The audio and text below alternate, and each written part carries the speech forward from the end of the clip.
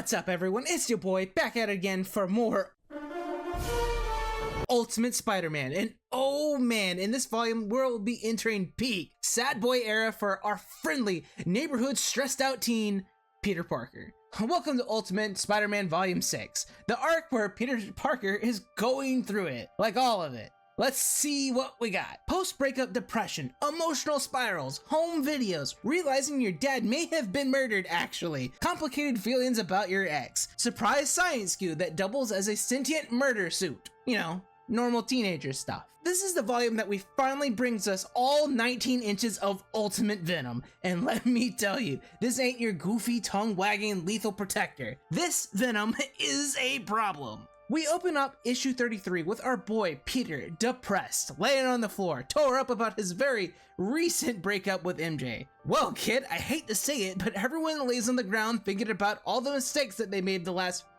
15 years sometimes. Wait, just me? Damn. He's just like me, for real. But yeah, we open up with Peter in the middle of his weekly self-hate sesh. And yes, today we're going over how he's screwing up in somehow every single area of his life. He's just like me. And let me walk you through on how this young man gets to suffer today. First, he's especially upset about and honing in on the fact that the one person who truly understands him won't even talk to him. Like, she's the only person alive that knows he's Spider-Man. That's, his actual friend. He debates with himself if he should call her or not. Yeah, the freakout is so real, his first thought is to call his ex. Also, something I, couldn't help but notice, Peter mentioned Star 69. Haven't thought about that in a while. The second way he gets to suffer is that Peter ends up throwing his phone, breaking the furniture, and finds, get this, a hooded nook with a whole bunch of Parker family stuff. Pictures and tapes of stuff from his childhood that he can never return to. Yikes. As you can imagine, this is a good stopping point for wrecking shit in the house, and Peter retreats upstairs to watch childhood videos. Upstairs in the kitchen, Aunt May and Gwen talk about the breakup. May seems like she wants to say something or do something, but she doesn't know what she could possibly help with. So, as Peter watches the childhood tape, we see that the Parkers and Brocks are hanging out with each other. This is the first time we see Peter's parents, and this is also little baby Peter and little baby Eddie's first appearance. They're having a little picnic, and it turns out that Ed Sr. and Peter's dad were business partners. May steps into the room to also watch. She's clearly torn up about seeing Ben, her husband who, died just a few months ago. May brings up that Eddie was Peter's best friend when they were younger, even though Peter does not remember, which also kind of reminds me of The Amazing Spider-Man 2. You got a lady? Where Peter was apparently just friends with Harry Osborn and no one mentioned that in the first movie. I like this idea a lot, but I wish this would have been brought up earlier in the story. The idea that Peter was so young and doesn't remember makes sense though. Peter then decides to track down Eddie and then reconnect. Yeah, but sometimes after a rough breakup, you just need to return to your roots and then rediscover yourself. Not that I would know about that. He's just like Peter ends up calling Eddie, and then they meet up at Empire State University, where Eddie is enrolled in. Eddie and Pete talk about bioengineering because Eddie is enrolled in that at the moment, and Peter is interested in taking that as an elective whenever he goes to college. They talk about their father's work and how they have a lot of faith in what they do, which, we really haven't heard much about Peter's dad's work since Volume 1, when Pete was looking at the web fluid. Eddie does complain about how expensive college is, and incidentally, how that makes it tough to afford to take women out on dates. This ends up being the perfect opening for Pete to talk about MJ. Eddie then gives Peter some advice that I'm not sure if I agree with. Let me get into it, and then you can tell me what you think. So he tells Peter that in 5 years, he wouldn't even remember MJ's name. He goes on to say it only feels bad because he has nothing else to compare it to. And this is just training wheels. Now, I'm not one to say that this would or would not apply to everyone in Peter's situation. Relationships are very different for everyone. Hell, maybe the girl you did date at 15 is the love of your life. Crazier shit has happened. But anyway, Peter ends up giving Eddie that tape of them playing together as kids. Eddie then says that this is the nicest thing that anyone has ever gave him before, which in return, Eddie ends up showing Pete the lab that he's working at, and shows him a vial of black goopy nastiness. On to issue 34, going right back into where we last left off. Apparently this black goo is going to be the cure for cancer. You know, some big stuff. You wonder if their dads ended up in the same way as the people who like research water-fueled engines. Eddie then goes on about how he's been deciphering their notes with the help of Doc Connors, which I'm excited to hear about because the Lizard is by far my favorite Spider-Man villain. Eddie then explains how the suit, which is the goo, is supposed to work. So it kind of engulfs the body and then actively fights off the cancer cells, and then I'm really oversimplifying it, but yes, science! Apparently their dads also worked for Trask. Sounds familiar. Trask then wanted to build a war machine, not that war machine. Eddie then talks about some entries in his dad's journal, which explains that they were locked out of their lab, and then just 2 days after their last entry, their parents died in that plane crash. Oh, so we think it is kind of like the water engine. Pete asks if that's the case, then, you know, how does Eddie even have this suit? Easy. His grandpa just kept that thing in the freezer. Amazing. Purely amazing. Eddie then goes on to say a lot of their math checks out on the production of the goo. It's just that they didn't have the technology to make it like a reality. But now, here we are in the year 2000. What year was this issue? 2003. The year that, let's see, America's Next Top Model debuted. Finding Nemo came out that year. Anyway, it is revealed that their fathers used Peter's dad's DNA for the suit. By the looks of it, even Peter knows that there's to be some bullshit about to be popping off. We then cut to Peter after school with Gwen waiting for a ride. We see MJ walk by and then she shares a really tense look with Peter. They really captured that exact vibe of like, you know, when you broke up and then when both of you still have feelings and then y'all haven't really just talked since the breakup. It is just as awkward as it sounds. Of course, Peter wants to go over there, but best girl Gwen is like, so bestie, let's remember she broke up with you. If she wants to talk, then she needs to approach you. Out of nowhere, Eddie Brock pulls up with his red convertible to drive Peter and Gwen home. MJ looks a bit perturbed. Liz Allen, who we have not seen in some time, I think the last time we saw her was like her being racist against mutants. Anyway, Liz tells her not to worry about it and Peter is nothing special, and this kind of makes MJ mad. So later, Peter, Gwen, and Eddie are hanging out at the food court, and Eddie is telling them about college, and even, you know, gets a call from Doc Connors about that visit with Peter from the other night. Eddie flirts with Gwen in the scene, which is definitely a bit weird because I believe he's like 18 or 19 and she's, you know, 15? Okay. Peter hilariously intercepts by asking, hey, so Eddie, got just a casual question for you. So do you suppose like our parents, you know, may have been murdered?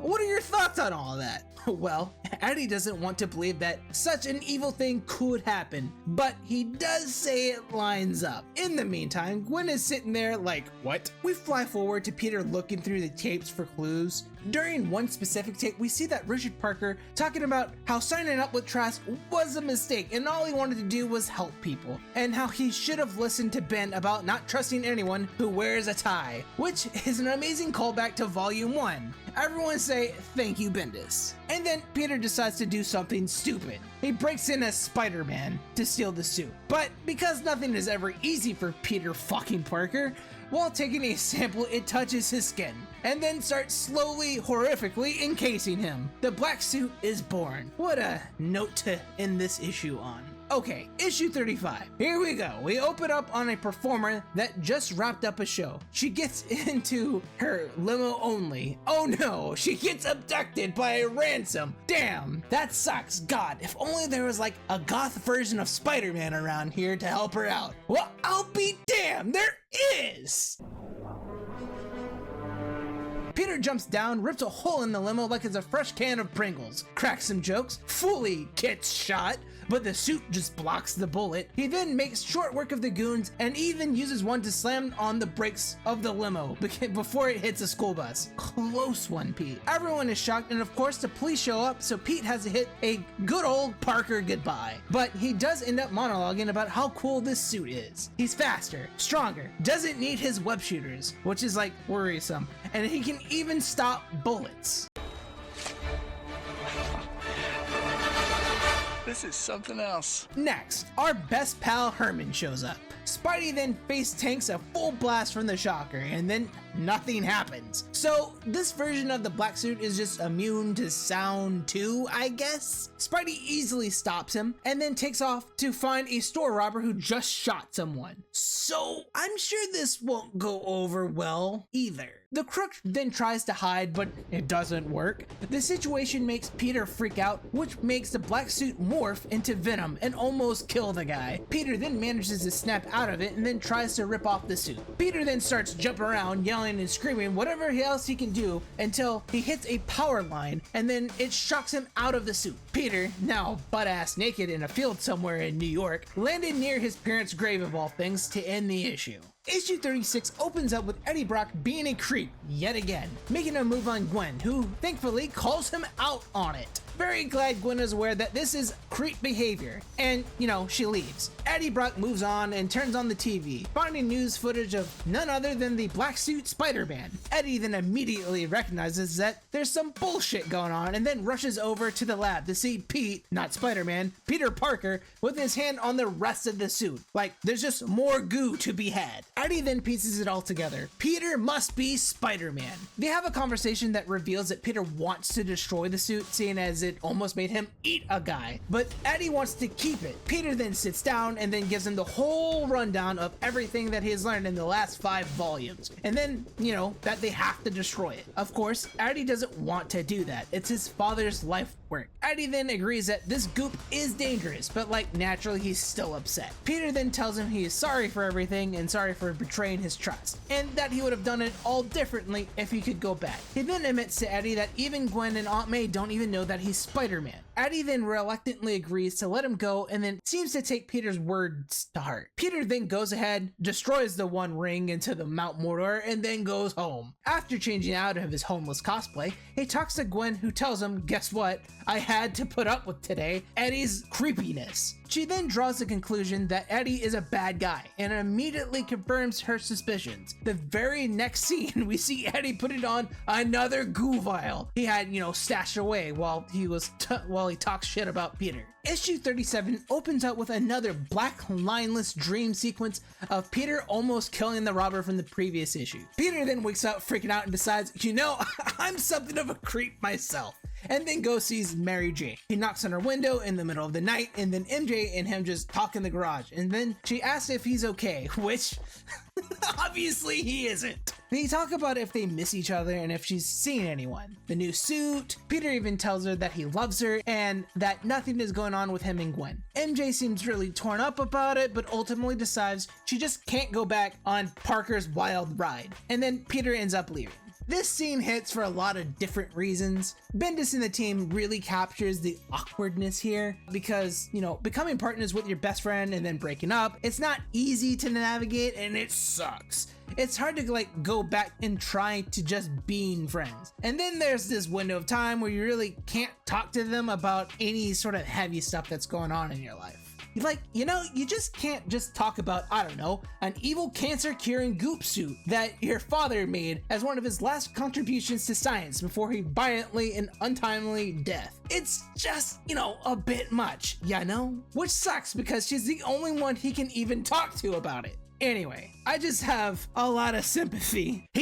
We then cut to a janitor in the same lab as earlier, janitizing it up, when out of nowhere, Eddie turns into Venom and then just eats the guy. Eddie starts forming out of the suit, trying to control this thing, but his thoughts are all scattered. The only thing he can focus on is Peter, which just seems to make him pissed and hungry. Security then jumps in and only to become snacks, themselves. Jesus, Eddie, get it together. We cut back to Peter in class. It's storming outside, a beautiful metaphor for the current situation. His spider sense goes off, and then we look outside. We see Venom. Spider sense didn't mention he just ate several people, but I think it may have been relevant to know. Peter knows he's the one who's got to do something about this, so he heads outside to face Venom in just pants and a hoodie, in the rain, on the football field. And this is, by the way, some of the sickest comic book art I have ever seen, and it's probably some of my favorite page layouts too. I haven't brought this up yet, but the Ultimate Spider-Man video game from the early to mid 2000s let you play this scene out in the game, which, yes, there is a tie-in video game for this comic. It was even canon at one point too, but maybe not anymore more. I'm not sure. I have to look into it. The game was good from what I remember, but it's like been years since I played it. Peter asks Eddie if he did this to himself. The suit is straight up eating Eddie alive, and Peter desperately tries to help him, but only manages to make him follow him away from the school. Peter then notices that Venom is copying whatever that he does. Despite all efforts, the fight does end up going near civilians, and then they start slugging it out there too. Peter then gets a clean hit with a tire. Ew, did he just bite his tongue clean off?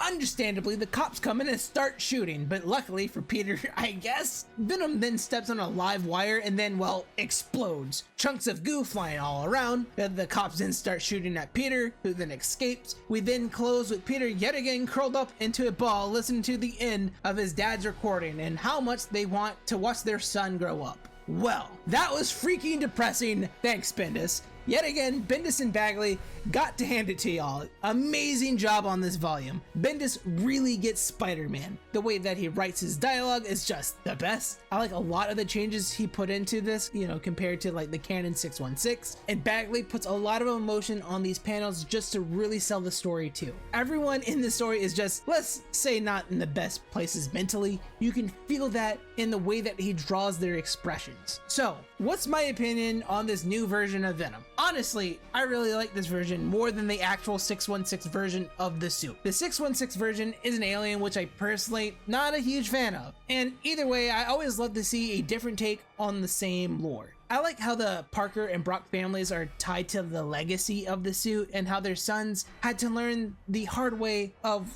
why they regretted it. This version of Venom also seems scary because Venom can be, a bit of a goofball sometimes. This thing is legitimately a monster and I am here for it. I really like Eddie in this too, especially how he's used as a reflection of Peter. I love the idea of them being friends before everything went down, the shitter. A few things. So the Ultimate Universe seems to have a thing where everyone is just kind of worse than their 616 counterpart. Like, for instance, the Blob is a cannibal later on. And no, we don't have time to unpack all of that now. There's some other stuff too. There's some vile and horrible things that happened in Ultimate and in the big Ultimatum crossover event, which I guess eventually I'll, get to go over. As for the Ultimate Spider-Man himself, he's definitely not really that bad. Eddie being a creep definitely did work as a red flag. That was like the first clue that he's not a great guy. I really enjoy the sibling bond that Peter and Gwen are forming here since they live together now. Or at least I thought it felt like this is where it was headed.